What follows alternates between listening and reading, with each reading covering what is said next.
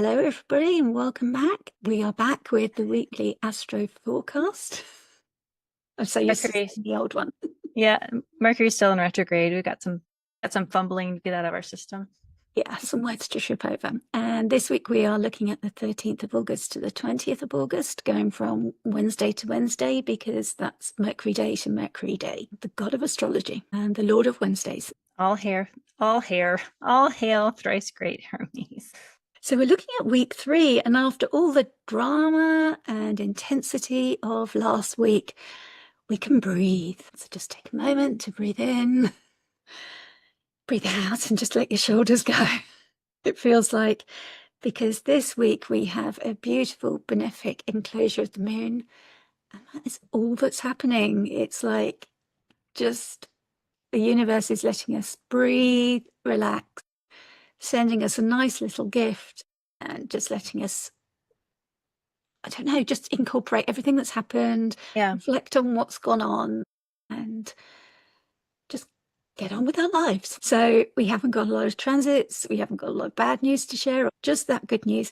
So what we're going to do is dive into this beautiful cycle of Venus and Jupiter and just share a little bit more about how that works, just to share our wisdom with you and share a little bit more that you may not have thought about and show some light on it. What do you think, Krista? I mean, I'm looking forward to it just because there's going to be so much to maybe recover from last week that, the benefic enclosure of the moon is going to happen very quickly because the moon travels just so fast. But because there's this enclosure, it means that we're also still experiencing the closeness between Venus and Jupiter, Venus in Cancer, Jupiter exalted in Cancer. And just enjoying the moon at home, and then looking at just this conjunction of Venus and Jupiter, and then how that conjunction will unfurl like a lotus blossom and then close back up and go underwater when it gets reborn next year on June 9th. So we're going to look at the cycle of Venus and Jupiter, their conjunction, their sextiles, their squares, their trines, their oppositions, and just look at it kind of like a lunar phase. We are in the moon's temple of Cancer, so we can kind of use the lunar phases as a way to describe how these two planets, when they get together and seed this moment, how they're going to grow something good. Cancer is nourishing, healing. It's the moon's temple. And Venus and Jupiter are the two benefics in astrology. So ideally, something good is being planted here underground. And as it grows and as it has challenges and overcomes them and then grows even more, maybe we can see something really beautiful grow in the Cancer house of our charts. So yeah, let's look into it. This is the chart of the benefic enclosure. Okay. Yeah. So this starts on the 19th of August, and I've got it at 23:57 British Standard Time, which is 22:57, so about PM Universal Time. It lasts for 12 hours, so it goes into the morning of the 20th, which is nice if you're looking for, again, we talked about electional astrology with the conjunction of Venus and Jupiter. But this is what we mean by a benefic enclosure, where the moon is between Jupiter and Venus and connecting them. Very much in Hori astrology, we look at the moon as a translator of light, as the moon moves faster than any of the other planets. So here the moon is literally taking the light from Jupiter and translating it to Venus almost. Yeah. But you've also got a stellium as the three are together. So their significations are all blended in.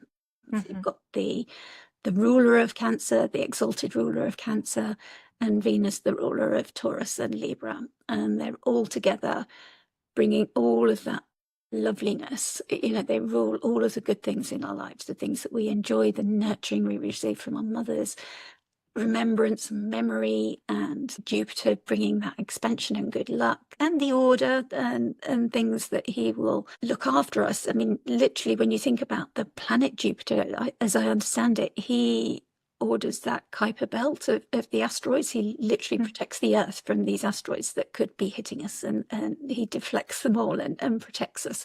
So in that way, even as a planet, even without the significations that he gets, he is protective, and he does bring order in that sense. And then Venus being that law of attraction, attracting things to us, and Jupiter also bringing things together. They both bring things together, but in different kind of ways. Yeah. So it is that bringing together. And so does the moon. The moon travels around the zodiac in a month, visiting all of the planets, collecting, almost like collecting all the tea, getting the gossip.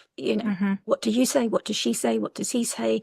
Collecting it all up and translating it back to us on Earth through the new moons and the full moons. And at other times when it connects with planets in our chart, which it will do every single month, is times it is bringing all that information down to us on Earth.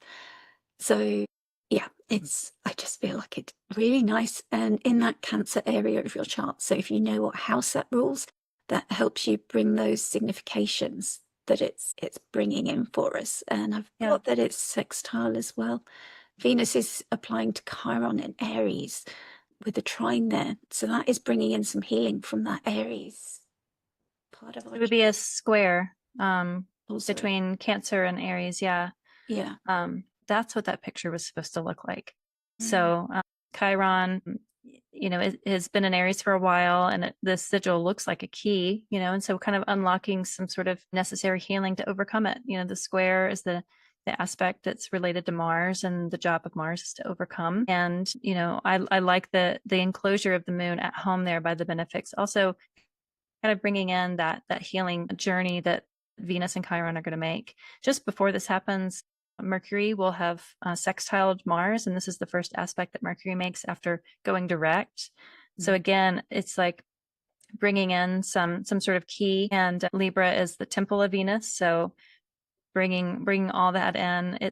It's really focused on that benefic enclosure. The fact that it happens a week after the Venus-Jupiter conjunction, I just feel like it's a continuation of that story, and the moon really coming in and making it maybe more realized. The moon will be new probably like a week later, less than a week later, and so it's a waning moon. And often when the moon is waning, we feel in our bodies of wanting to rest and wanting to nurture and wanting to take really good long healing baths and drink plenty of fluid and kind of be a little bit more, just hang out at home. Home is a common association with Cancer, and finding the comforts of what does home mean to you, and just enjoying the week between August 12th and August 19th with that benefic and lunar sort of lesson. And what day of the week is this? Is it also a Tuesday? Did we already say that? I think it is. Yeah, it's a Tuesday. That's Mars's day. You might be feeling it as soon as the moon enters into Cancer, though. And you said it's going to last for about 12 hours. So yeah, it's a brief transit, but a really, really glorious one, and one that we don't get that often. So just really nice. And again, it's the cardinal risings will get that intensity in the loud parts of the charts, the first, 10th, 7th, and 4th houses, that the self, your public image and career, your partnerships, your close partnerships and relationships, and your houses of home.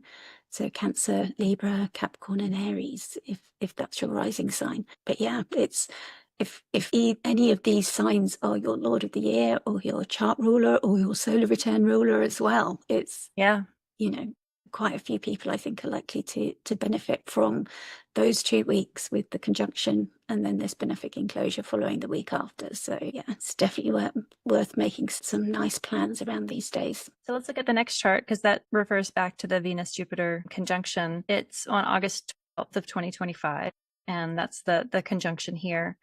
And then we're going to go through the aspect that the planets make. As Venus travels past Jupiter and into new signs, the first aspect that she makes is on October 9th. That's the sextile, which is the nature of Venus. The sextile is kind of like that first sight that you have with someone else of like, maybe we could work together. What does that actually look like? So on October 9th is that first aspect that they make after being conjoined.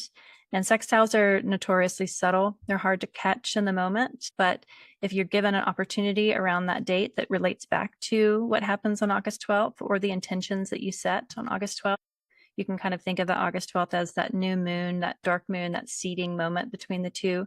And then that crescent moon shape of energy is kind of what that October 8th reveals between the planets of Jupiter and Venus. So we're not necessarily talking about the moon's phase during these days, but just using the lunation phases as an example to visualize what these planets are going to be doing throughout the next 10 months.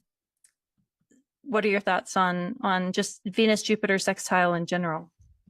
When you think about that crescent phase, it's like the first visibility, isn't it? Mm-hmm. When we can first see the moon, when it's been dark around the conjunction phase. So this is like the first time when you can kind of see something growing from it. So yeah, and like you say, it's like an opportunity that you might not realize is an opportunity. So that's where it's good to have the heads up that this is a time to look for it and recognize it as an opportunity. Mm-hmm.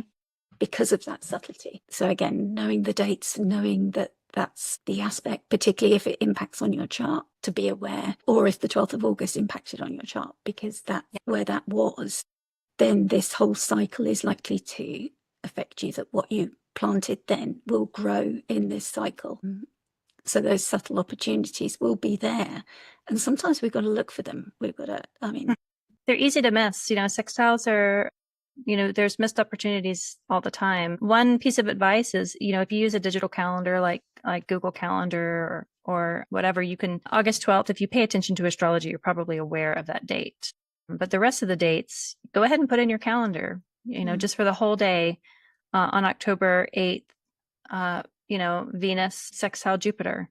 And then for the next ones, that they square and then they trine, they oppose, go ahead and put it in there. And if you have your intention that you are thinking about, or if you just, or you know what, after the day has passed, you're like, that was when this began. And so you can kind of then go edit that calendar date of October 8th. Like think back on like what opportunity is showing up around today or the day before, the day after, it can be, doesn't have to necessarily be exactly on the date. A lot of times we feel it as it leads up to it, like the day before. So you can kind of catch it and maybe track it that way. The moon that day is going to be in Taurus, where the moon is exalted. So that moon, that lunar host, is also providing some good opportunity, kind of bringing in the opportunity through the Taurus house. But go ahead and put these dates in your calendar. You can see them on the screen. It's August 12th, October 8th, November 2nd, November 26th, January 9th, February 22nd, March 18th, April 13th. And then they can join again in Cancer on June 9th. That'll be like both the closing of the cycle and the beginning of a new one. We're just going to go through this for the year. But I just wanted to say that go ahead and mark it down so that you can kind of catch these as they happen, because it's very quick. Being able to take advantage of this opportunity will be, I think, it's just a really beautiful story, because it's both benefics involved in the moon's temple. So we got like the trifecta of joy here. And one story that's always stuck with me, the teacher at London School of Astrology, and I can't think of his name yet, but it'll come to me. He said, these opportunities, they don't come gift wrapped. They don't come perfect. They come with a but quite often. And he's like, if you have this impacting your chart, expect to be ready at the door with your shoes and your bag and be ready to accept the but. Yeah. He was reading for a lady whose dream was always to work on cruise ships. And she got the offer, the perfect job, and there was a but. It wasn't the right year, and she was like, "Oh no, I'll wait till next year." And he was saying, "But your Lord of the Year this year is Jupiter, and this is what's affecting your chart. This is your time." And she was like, "No, it isn't my time because of X, Y, Z." And he was like, "There's always going to be an X, Y, Z. That's your but. The divine timing is now. This is the perfect offer for you. This is your dream job. You're meant to go. So don't let the buts overrule the opportunity. If you have a dream, and that dream is there at your front door with the offer, walk through that door." Yeah. Yeah. I can't say it strong enough, because we all have buts and we all have XYZs of responsibilities and duties to others. But your first responsibility and duty is to yourself and to your dreams. And that's what Venus and Jupiter represent. I'm laughing because I'm remembering the Pee Wee Herman movie when he's talking to Simone. She wants to do something, but she has butt. And he's like, everybody has a big butt, Simone. We've all got a big butt. So when you hear yourself saying, "Oh, but that," and you realize those are your duties and responsibilities, and this is your dream. Yeah. So are you ready to go through that door and realize that that door might not open for you again? Your time is now. I wanted to call out this image of the three hairs circling around.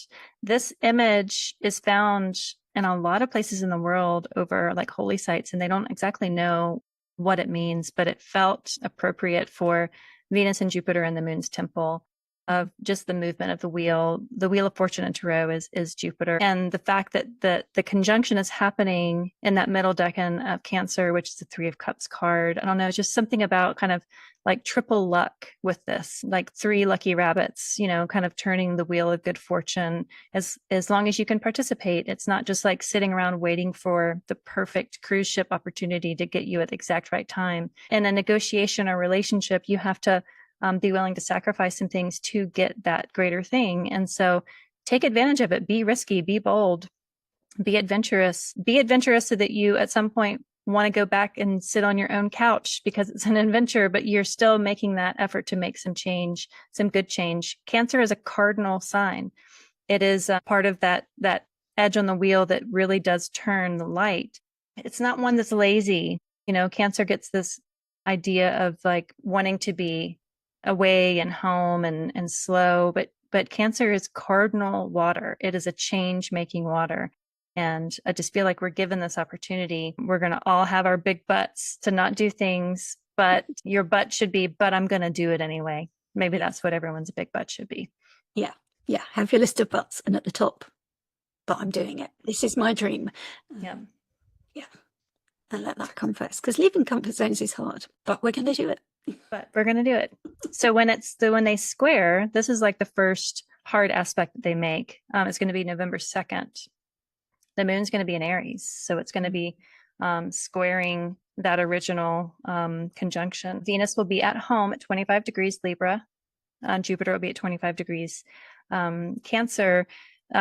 Jupiter is going to be going retrograde pretty soon, a couple of days after this first square. So I'm imagining this first square, this first difficult moment, challenging Jupiter, even though Jupiter is going to be in a superior position, of challenging Jupiter enough to then retrograde back and then maybe reflect back on what that first intention on August 12th was. But it's going to be something that is to be overcome. It's like, okay, this was my intention. This was the opportunity that came all along in October. But now I'm really coming up against this first difficulty. This is that first quarter moon phase of this cycle. So what do you think about this moment?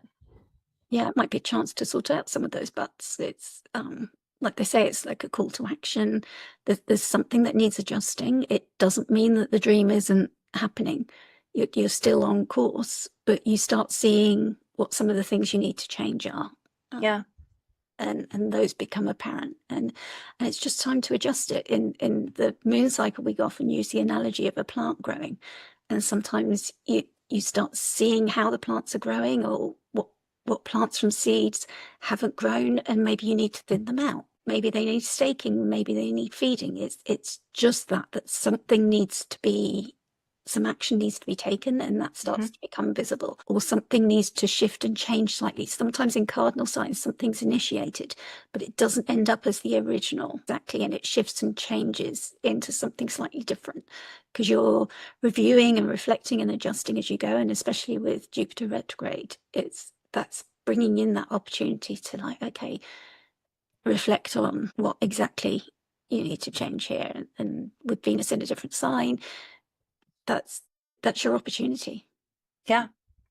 When you were speaking about just the plant analogy, I was thinking of like when you have a baby and you put them in, they're in like a bassinet at first, but then they keep growing. If you feed them, they keep growing, and then you have to move them into a bigger bed. And that's kind of the image that came to me, is giving it a bigger container, even if it's like growing out of the original idea, letting that original idea continue to turn and shift and change. But sometimes it's just bigger than maybe you thought it was going to be. Jupiter inflates, the moon inflates, so giving it more space, and maybe it's outgrowing the original idea on that November 2nd date, with the moon and Aries kind of opposing it.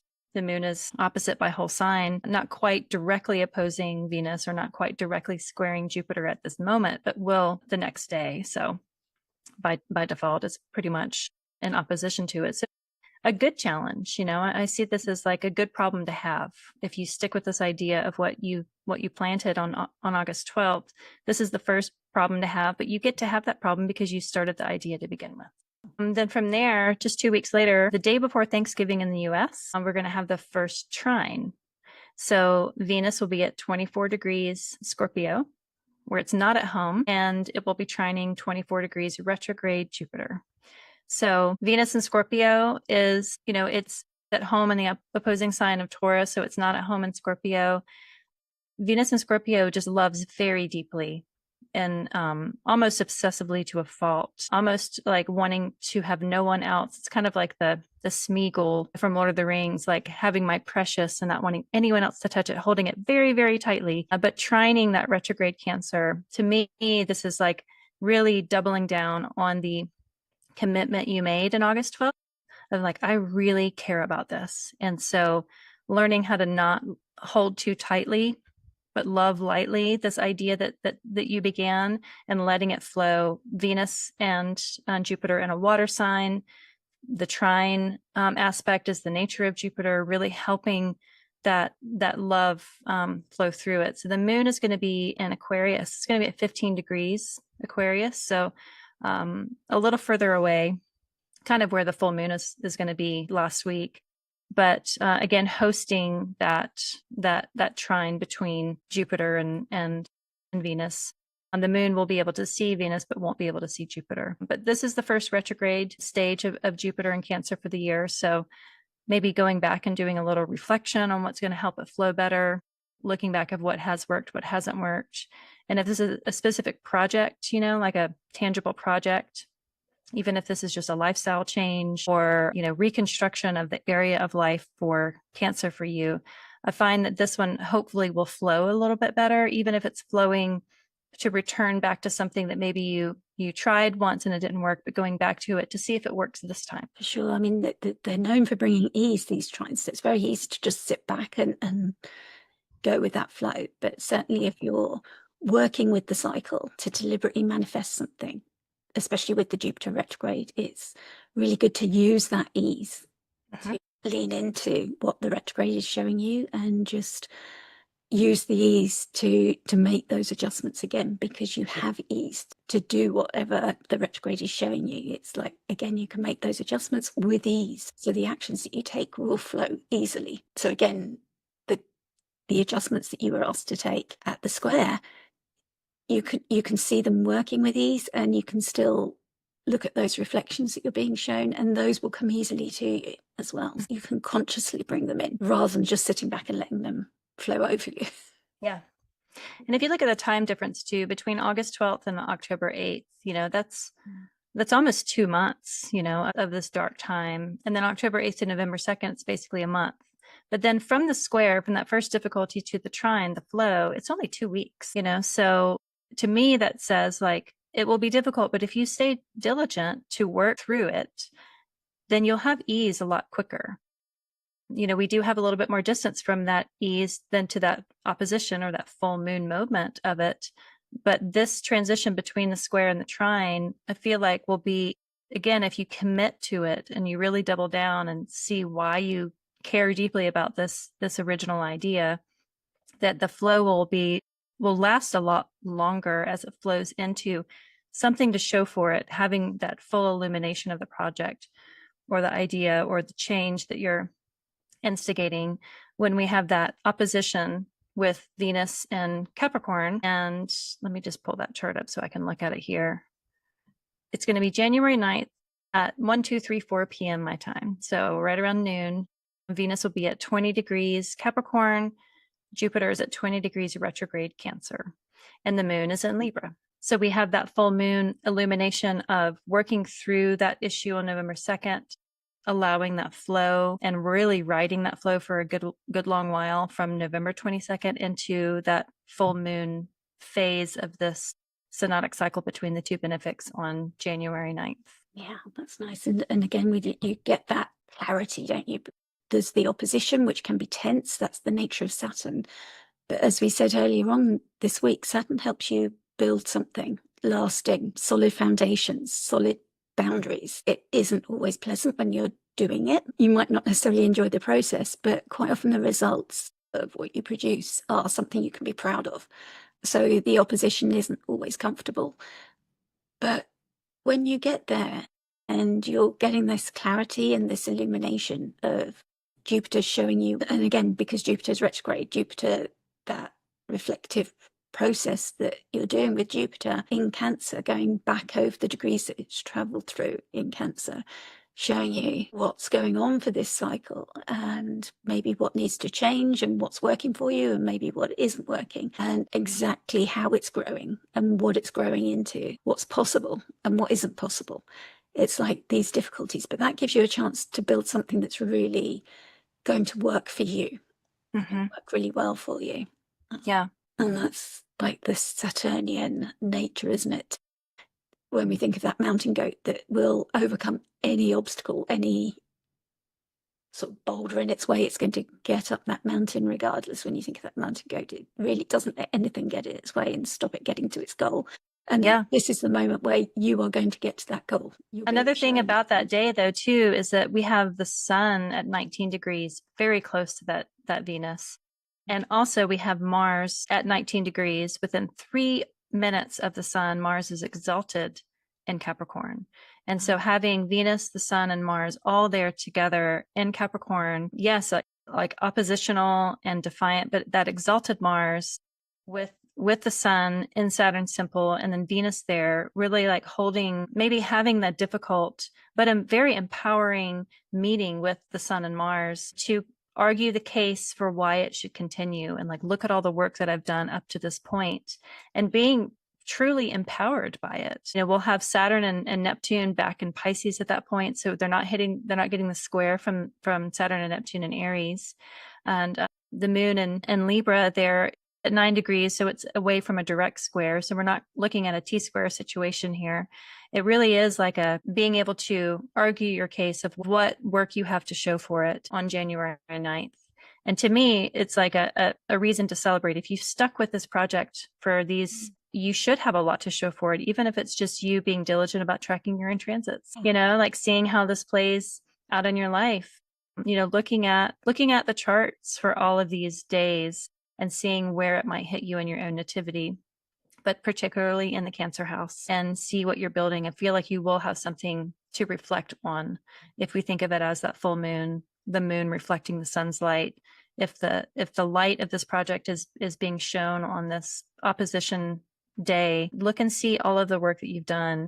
And even maybe on August 12th, write a letter to your future self on January 9th and say, by January 9th, this is what I would like to see. And then read back that letter on January 9th and see what your hopes and intentions were back in August and see what you've already accomplished at that point. Write a letter and seal it and say, don't open until January 9th, because you'll forget what you wrote by that time.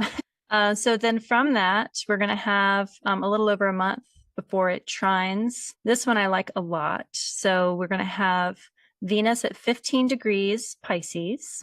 Venus exalts in Pisces. Jupiter is still retrograde. It's at 15 degrees Cancer. 15 degrees is the exaltation degree for Jupiter, which I think is great. The moon is at 12 degrees Taurus. And again, having that exalted moon, exalted Jupiter, exalted Venus in this trine, like talk about flowing. I think that after the opposition on January 9th, that flow of 222 of February 22nd, having that beautiful, beautiful, beautiful flow, this might be more, you might be feeling more celebratory of what the work you've done between January 9th and February 22nd, really reflecting fundamentally what you wanted to create on August 12th. Like at this point, I'm getting excited for everybody that participates in this, because I feel like if you've stuck with it this whole time, that's the thing, like Cardinal can start things, but sticking to it is a different story. If you want to see something done, you have to do the work yourself a lot of times. Like this is a chance, an opportunity, a thrice great opportunity to really get this done. And I feel like we might see more of our efforts in a positive, beneficial way on February 22nd. So what are your thoughts on this? Yeah, and I totally agree. It just feels that bit easier. Again, when you think of the moon, it's like it's a slight waning, isn't it? The light begins to diminish a little bit. So there's a little bit of letting go of something. But again, you've seen what isn't working for you. So you let that go. So it's like you're just feeling that little bit lighter. It's like you've maybe let go of those things that you were struggling with, that boulder that you were trying to pass by, but you kind of gave up on it. It's like, okay, I'm really going to focus my efforts here because that wasn't working for me. So you've got really clear on what is and isn't working for you. So you're just that little bit lighter. And now you're like, yeah, I can go for this now. I'm enjoying it. I'm enjoying the ride. That's just how it feels. And like you say, just knowing where those planets are and the exaltations of them, that's what an exalted planet is. It's like having everything good just coming to you without having to work too hard for it. It's just enjoying that. Everything that you've worked for during that difficult uphill climb. It's like, now I can see how this is working for me. I can enjoy what I've set up, and I've released those hard bits that weren't working. So now I can just see the good bits working, the bits I enjoy. I'm doing, like when you set up a project and there's the stuff that you really enjoy doing, and then there's the work that you didn't enjoy. It's like you've found an easier way to do that, or to set it up to automate or something. And it's like, I don't have to worry about that bit anymore. I hate it, it's gone. So you release that with that full moon, and now you're just, I'm doing the bit that I love. And only that which I love. Yeah. Because then we hit the next square, that closing square. This is like last quarter phase of the lunar cycle, if we use that analogy. And at this point, Jupiter has gone direct. Jupiter's at 15, that exaltation degree in the sign. It's in the bounds and the decan of Mercury. Mercury is conjoined the North Node at this moment. Venus is at 15 degrees Aries in that square. But the moon is very close. It's within a few hours of becoming new in Pisces. So Pisces is ruled by Jupiter. There's a trine by whole sign between the Pisces and the Cancer house. We have Mars also in the mix. Mars is going to be in Pisces at 12 degrees. But I like the new moon aspect, kind of hosting that Jupiter there. It's squaring Venus. So if Venus is in Aries, Aries is ruled by Mars and the Sun. And Mars and the Sun are in Pisces, the neighboring sign. So there's not a lot of sight. There's a little bit of contra-antitia between Venus and Mars here, but not quite. So if we think of Venus not really having sight of its rulers currently, so then we look at Jupiter. Jupiter can see the moon by trine. So while it is a square aspect, Jupiter is a bit empowered here, just having that supportive effort of having its domicile ruler be there in trine. And this is kind of this last push, like what else do I have to overcome to really see the flow again so that I can close up this part of the chapter. And yes, it is a square. It is something to kind of work through, and it might be somewhat difficult, but I feel like Jupiter has so much support in this from the moon that it'll be, again, a good problem to have. Like, I have made it this far. If I can just push through this, then it's just like sailing until the conjunction happens in June. What are your ideas on this last square for this cycle? Yeah, it's kind of like when you think about the seasons, and again, when you think about the plant analogy, it's like the plant is starting to conserve energy now. It's flowered at the full moon, and now it's in that, okay, I've got to prepare for winter. So it's losing leaves. The flowers have died, but you want the plant to regenerate. So it's like, what do I need in order to regenerate? And that's what's on your mind. Am I going to sustain this project beyond this cycle? Or is this project just for this cycle? So what can you do to make it longer lasting? And that's kind of what's on your mind at this time. What do you need to release in order to make it longer lasting? Sometimes a project is just for one cycle, but sometimes are you going to make it your life's work, or are you just going to make it for a couple of years and then it changes into something else? Sometimes a cardinal sign that initiates, that's what it's going to be. It's just going to be for one cycle, or it's going to start as something, but it's going to change into something else. And those are the kind of decisions that you're being asked to make around this time, and the kind of changes that are coming in as you prepare for like that harvest wintry kind of season. If it was the wheel of the year, it's like that going within, and that harvest time. Are you prepared for that wintry time, like trees losing their leaves, and they take all the energy inwards, but that enables its survival going forward, and then it comes out anew in the spring. And so does your project. You're making those decisions. Is it surviving? Are you releasing? Are you changing it into something new? How is this going to work for you? Are you wrapping it up? You might be, in order to start something new at the next conjunction. It might be how are you wrapping it up, and how are you going to leave it? Or are you going to grow it to another level? And those are all possibilities that are coming in. And I think those are decisions that you're facing. Just making a choice, I think, is, even if you just look at that last square, is I'm at this point and I have to choose. Like, am I going to continue this on, or am I going to use what I've learned through this, this time to reinvent that in a completely different product or project or process or creation? Am I going to use this skeleton that I've created as scaffold for something completely new? But I have to choose. Am I going to see this one through, or am I going to now take this last kind of waning phase to reinvent it and recycle it? I like the image of letting the leaves drop so that you can conserve that sugar, that energy internal, like to internalize it, to integrate it within, so that you can have more resources, even if it's the resource of experience, on the next conjunction to then reinvent it. Because on April 13th, we have this closing sextile, this opportunity, this connection of Venus and Jupiter. Venus is going to be at home at 16 degrees, 47 minutes Taurus, and Jupiter is forward at 16 degrees, 47 minutes Cancer. At the very moment that this happens, the moon is at 29 degrees, 41 minutes Aquarius. 35 minutes after the exact conjunction, it's going to move into Pisces. And I like that. I like the moon being in Pisces with Venus in Taurus and Jupiter in Cancer. So at the exact moment of the perfected sextile, the moon is in Aquarius, but very quickly, within a half hour, it moves into Pisces. The other things that are going on, Mars and Neptune are going to be conjoined in Aries. And what I've seen with when those two get together is theft, thievery. And so the only word of caution I have for this moment, just in this season in general, is be protective and careful of having these ideas or this project stolen from you, because Mars Neptune can be a little opportunistic. And so as you are kind of closing this project up, and kind of there's superstition of, when you get your hair cut, don't let the hair just be laying on the floor. You gather your hair up and throw it away yourself, or you take it with you. Just the superstition of retaining your own magic,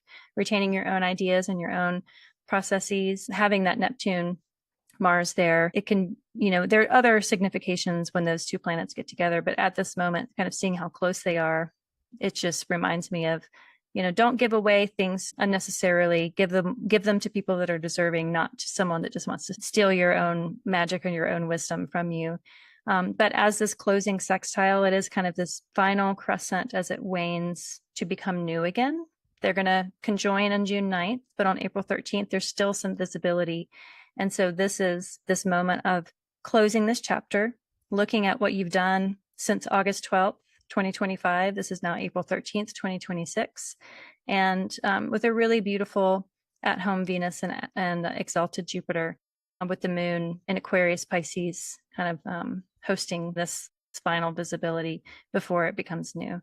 So it is an ending of sorts. It is a culmination or a closing up, but hopefully of something that's been a very fruitful and bountiful and life-changing year. Because, when you change something like this, especially with Jupiter exalted only once every 12 years, you get that chance.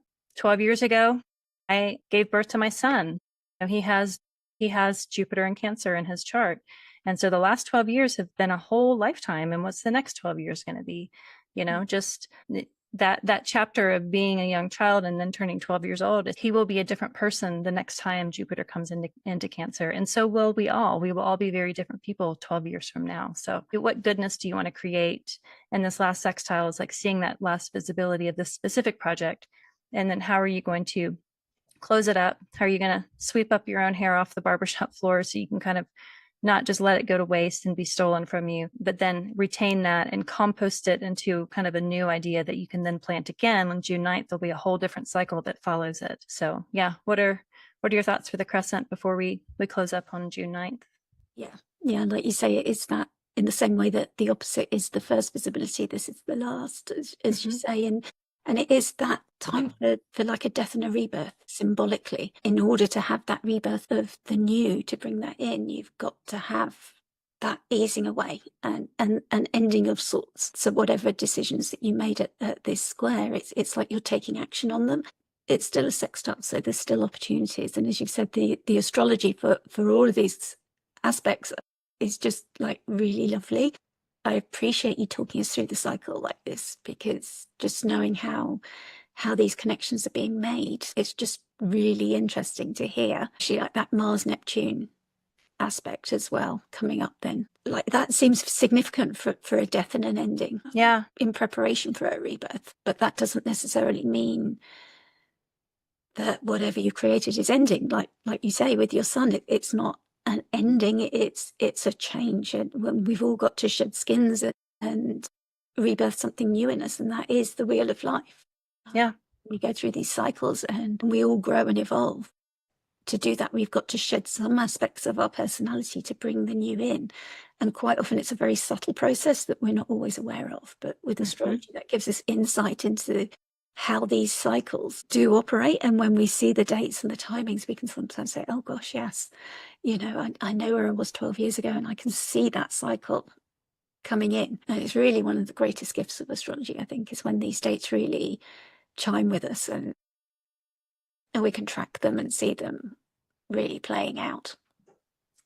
Yeah, indeed. With the Jupiter in Cancer people, it's going to be really significant. Well, on June 9th, 2026, they're going to meet up again at 25 degrees, 46 minutes. But then the remainder of that cycle starting then, and then this one ending at that point, will continue on because when they sextile after that, Jupiter will have moved out of Cancer into Leo.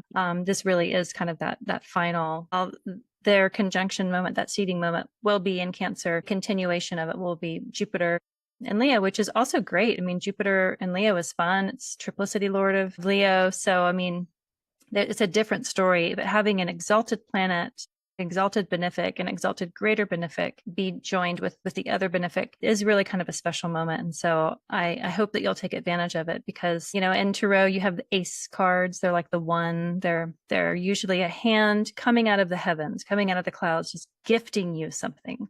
And that's how this feels. It's like there is a gift. And while there is plenty of other crazy astrology going on, difficulty in the world, I mean, we're aware of that. The astrology speaks to it too. There is also these really beautiful bubbles and pockets of greatness that we can engage with and activate, but we have to engage with it in order to activate it. It's not just going to befall us. And if we can take that opportunity out of the hand that's being gifted from heavens, then I think, we own it a little bit more. We own it when it's difficult. We own it when it's successful. And it teaches you how to engage with astrology and looking at it within your own chart. I would encourage you to look at all of these. What are there? 9? Yeah, 9 different, from conjunction to conjunction, there's 9 aspects. Look at the charts of every single one of these dates, put it in your calendars so that it pops up so that you can be aware and you can track it.